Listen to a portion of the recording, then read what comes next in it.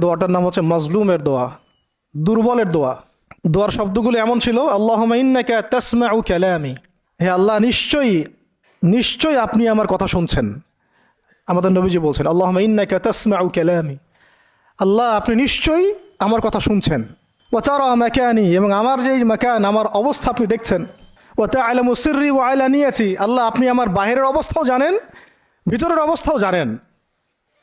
আমার বাহিরের হালত আপনি জানেন, ভিতরের হালত আপনি জানেন, প্রকাশ্য অবস্থা আপনি জানেন, গোপন অবস্থা আপনি জানেন। তা'লামু সিররি ওয়া আলানিয়াতি লা ইয়াখফা আলাইকা শাইউম মিন আমরি, আমার কোনো কাজই আপনার কাছে গোপন না।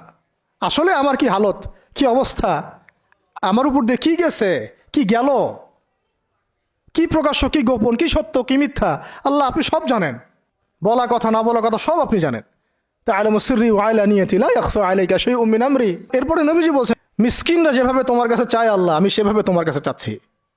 ওয়া আবতাহিলু ইলাইকা ইবতিহাল আল মুযনিবি যালিল, একজন মানুষকে যখন অপদস্থ লাঞ্ছিত করা হচ্ছে, সেই মানুষ যেভাবে আপনার কাছে চায়, আমি সেইভাবে আপনার কাছে চাচ্ছি।